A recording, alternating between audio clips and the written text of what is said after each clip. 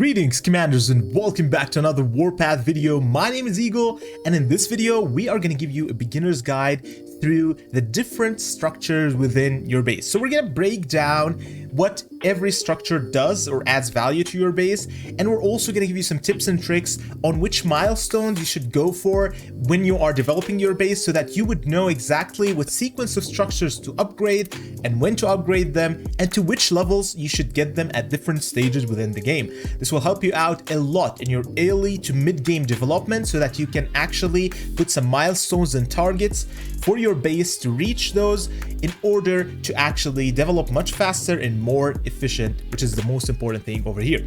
So without further ado, let's get right into this. So let's start off with your main structure, which is the command center. It mainly does two things. The first thing is that it indicates the level cap of each of other buildings within your base. So for example, if you have this at level 10, you can upgrade everything else within your base to level 10, and you can't go higher than that. And the second thing is that it does unlock you new structures so that you can construct whenever you level this up. So for example, you have like the wall over here, you have the watchtower and the AA fire base. These aren't available to upgrade at the beginning stage of the game. However, when you reach a certain level within the command center, I believe it was level 11, you will be able to upgrade those structures and actually level them up.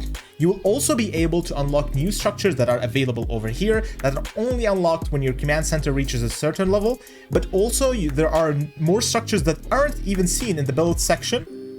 For example, like the Alliance Office, which basically increases the assists and the assist timing from your allies or from your guild. And all these structures will only be available when this specific structure or building, the command center, reaches a certain level. Now, it is also very, very good because it drops basically the airdrops, which will give you a whole bunch of goodies, including supplies, including also units. Sometimes you can get even 5-star units from these. And these airdrops also increase whenever you go higher up the levels. So you start up with like very little, 2 airdrops, and then whenever you go higher up the levels, mainly the main milestones would be level 20 and level 27, where you will be jumping from 10 to 15 as well, airdrops. So that's also very cool. And this building overall, you need to upgrade it consistently so that you can get your base to the next level. However, it does require basically a building index, which means that you have to upgrade a certain amount of other structures in order to get this to the next level.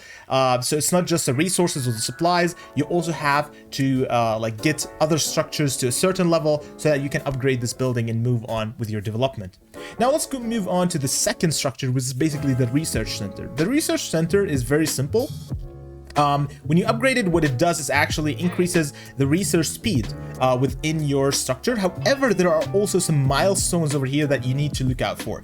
So if you go over here, you can check, for example, at level 6, you can unlock a new convoy. And usually when they say that collection convoy +1, that means that this research for that specific thing, which is basically unlocking a new convoy, will be available for you so that you can research it. Usually whenever there's this research available, there's also another research available in the economy section, which is basically unlocking higher level tiles, which means that you can mine higher level tiles within the area.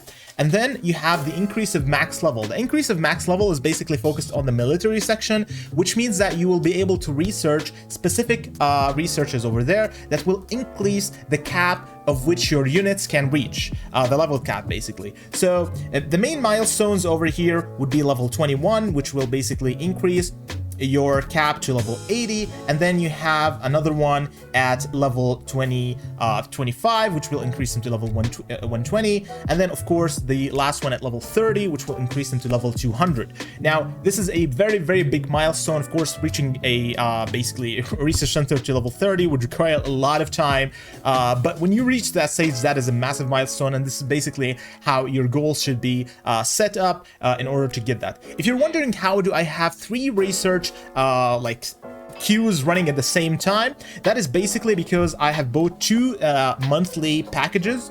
One of them is available for everyone, which is basically the arms deal. Over here, this package over here is pretty good. It is a monthly basis, $10. You get a tech queue, and also you get all these kind of cool rewards, especially the 1000 gold on a regular basis. It also increases the recruitment speed and the production speed.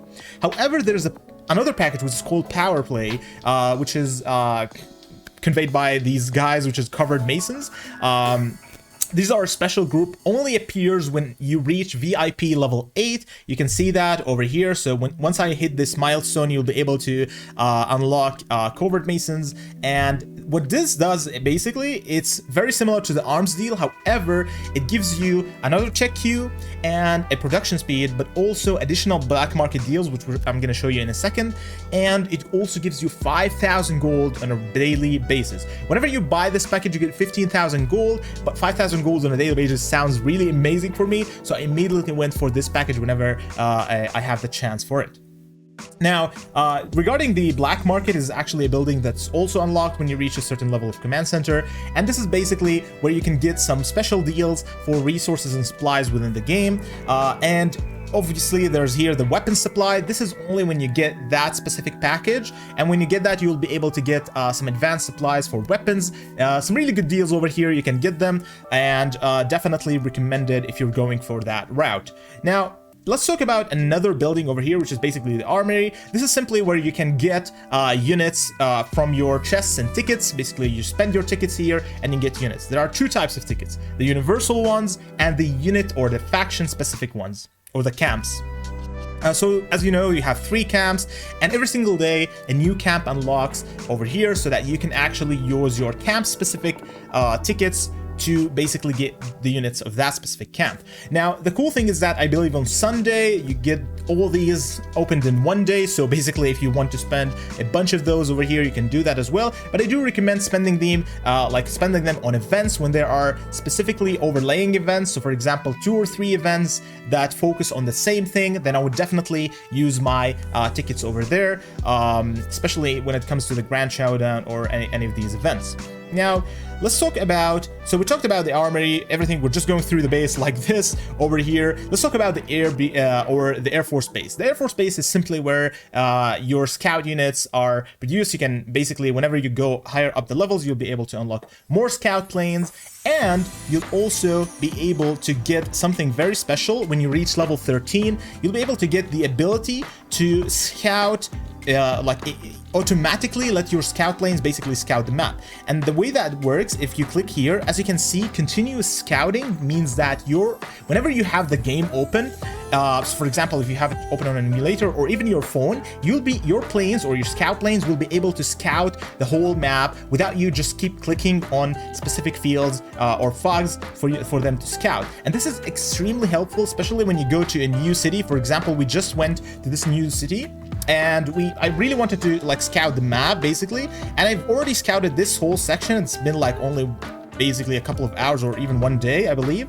And I'm not actually super active in the game. If I leave this open for a while, I probably have this finished by one day or something like that. But yeah, definitely that's extremely helpful for someone that is actually as lazy as me. So yeah, that's definitely one of the things that I do highly recommend getting to level 13. Now, obviously, you'll also need this to get this to a higher level, because you'll be able to unlock hangars, which will basically unlock for you the ability to get more scout planes or more fighting planes, and apply their officers to them. So also we have 2 new officers, by the way, in the upgrade, the 4.0, which we're gonna be doing a video about tomorrow. So if you're not subscribed yet, consider subscribing down there, and maybe hit that bell notification so that we will get notified, because we will break down that whole update and everything that's in it. We also see in the new arena, the PvP, we have some footage of it, so it's gonna be really amazing. We're gonna cover everything. So if you want to know more about it, tomorrow we're gonna be dropping a video about that for sure. Now, as we said, getting back to the hangars over here, you need to have a specific level of Air Force base, as you can see over here. So to unlock my 3rd hangar, I would need that one to level 22, and I'll be able to build a 3rd hangar and plug in another bomber or a fighter plane over there with a specific officer. Now that is very cool, and the hangars themselves do give you the rewards as well. So basically when you upgrade these, you get more training speed, and of course the capacity, which basically allows you to drop more units within that hangar itself. However, there are also specific milestones within the hangars and the barracks which are super important. So you can see these milestones over here. Both the hangars and the barracks have them. When you reach these milestones, what they do actually, all the units that are produced in that specific hangar or barracks will have additional firepower and durability. So the milestones, you can see them over here. So you have level 20, you have level 13, and it's always advisable to actually reach those levels instead of like focusing on everything to make them all level 20. Just basically put 2 or 3 barracks to level 20 and 2 hangars to level 20, and you should be good to go. The rest can be actually like good levels. For example, I have these at level 16, but I won't go any further right now simply because of the fact that I don't have that many units powered up to this certain level. I'm just focusing on like 3 types of units and like 2 airplanes, and that would actually do my do the job for now. Maybe later on at the end stages or more advanced stages in the game, I would definitely upgrade those to a certain level. But getting a unit to a max level is extremely it requires a lot of resources and supplies, and it's not an easy process. That's why I always recommend going for 2 to 3 barracks max, depending on like your spending. Of course, if you're a massive whale, you can go just like for 5 barracks, don't really care. But I mean, definitely you have to like kind of spend like cautiously in the game and kind of be more efficient about it. So the next structure over here that we're going to be talking about is the drill grounds. Pretty much the campaign over here, the only thing that I can give you advice over here about is to get your campaign to push it to the maximum level. We're going to be doing a dedicated video on some tips and tricks that I do in the campaign that actually help me out a lot. Even when my units are actually lower level than the enemies, I still be able to actually get through the stages, and which allows me to get more hourly rewards in the campaign over here, which is pretty good. And that will help me out a lot in upgrading my units, which will then eventually help me out in getting more rewards from the battles. So definitely the campaign is very highly recommended to watch that video if you wanted to know more tips and tricks about how to go through it. Of course, your engineering center is where you produce materials in order to upgrade all this base to the level that you want. And as we know, the engineering center over here, you have to, it's a must to always keep it at the level of the command center, because it always increases the production whenever you upgrade it, or it unlocks new materials to produce, which will help you advance to your next level within the base. So this is definitely one of the structures that I do extremely recommend to upgrade it immediately whenever you have the command center at a new level. The parts workshop, in terms of the parts, the whole thing about the parts over here, we're going to be doing a dedicated video about this, explaining like how to blueprints, how to convert parts, and how to deassemble them, and which parts to go for, and like the whole system. So I'm going to leave this for a separate video because it's going to be actually a series of videos where we go deeper into these. We're not going to go right now deep into these, but basically this is where you just make parts for your vehicles. So if you go here, it's simply just, you can see that which parts I can actually upgrade for this specific vehicle. So for example, I can upgrade my medium tank gun over here. So if I go for instant, this is basically what I required. If I click it, I'll be able to get those materials either by resources or something like that. So there's multiple ways to get materials, and we're going to go through that in a different video. So for example, over here we have the disassembly plant, and this disassembly plant is a very good structure. Obviously, in terms of disassembly, you can simply click this button over here. If you haven't know that, see this little button over here, the auto deassemble 3 stars on the bottom left. This one, it has to always be on. It just like helps you out a lot. 3-star units are pretty much useless. They're only useful for deassembly. So if instead of just having them here and then deassembling them every single time, just click that button, it'll automatically do that for you. So in terms of restoration, this is basically where things get interesting, where I actually pretty much like it a lot. Here is basically you can restore everything that you have spent in the points in terms of components and supplies. You can get them back for like 20 gold, right? Which is basically nothing in this game. So 20 gold, you get everything back, and then you can spend all these supplies on another unit to upgrade it to the exact same level of which that specific unit was. So it is very helpful whenever you're trying to switch between like 2 different builds or 2 different types of units that you have, for example, to fight a specific war, or to change a play style, or even to maybe like get through a campaign level that actually doesn't require artilleries to get through. So it does help out a lot lot over here, and we're gonna definitely talk about that more. And it does help out a lot, especially at the more advanced stages of the game, whenever like you have more units that are upgraded to the same star level, but also you want to kind of like switch up immediately to, like, to a different unit, because like the enemies are using like more artillery, so you want to switch, like for example, to a light tank or something like that. So definitely it helps out a lot. And you can also deassemble parts over here, or just simple parts, which is also very helpful. So especially at advanced stages of the game, when you have like a bunch of these like I do right now. So I probably need to work on these, kind of deassemble some of them, because the majority, like I have a lot of them right now and I want to kind of get rid of them. The assembly workshop is basically where you assemble units and get them to another star level. In terms of assembly, we're going to be talking, really like making a walkthrough of like kind of which structure to follow in terms of assembly, because it's kind of very tricky, because when you have all these kind of units and then you want to reach like a specific goal, you have to know exactly how to reach that specific goal the most efficient way possible, so that you can get there to the lowest amount of time possible and the lowest amount of tickets, because you know tickets are expensive. They're not like found everywhere. So definitely there's going to be a video about this topic. We're going to cover it as well very soon, so stay tuned for that for sure. But you can also over here view the camps, and you can view the camp rank, which is very important. You can check it out once in a while, check out what are the skills for that specific camp, how you can acquire them, and what is your current status in that specific camp. And you can also check all the units over here, which is the manual, to basically check out their different status, see if you're liking a specific unit path and you want to go through that path. And it does help out a lot in explaining like the overall, like basically each camp, what units does it do over here. Obviously we have the resources, production structures, we have the treasuries over here, the steelworks and the oil, that basically each one of them increases. Whenever you increase their level, they just increase the productivity and the storage of the actual structure. For me, to be honest, as you can see, this is level 1. The majority of them is already level 1, because simply I don't see that much of a value right now in upgrading them. I just see like it's a waste of supplies at this current point in the game. Of course, if you reach the higher levels, then definitely these will help you out a lot. But to be honest with you guys, currently I'm collecting way more resources from actual daily collection, because I'm being actually active in those. So I'm just like not seeing the value in upgrading those at this specific moment, so I'm just leaving them for now at this current level.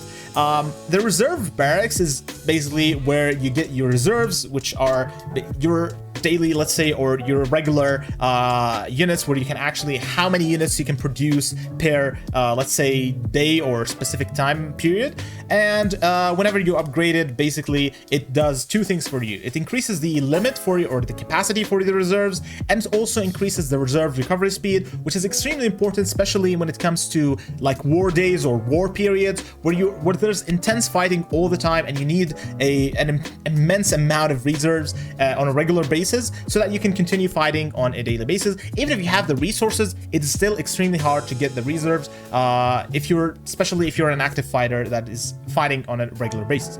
Of course, you have the AA fire base, you have the watchtower and the wall. These are all defensive tools for your base. One of them is for anti-air, basically, just self-explanatory. The watchtower is versus ground units, and the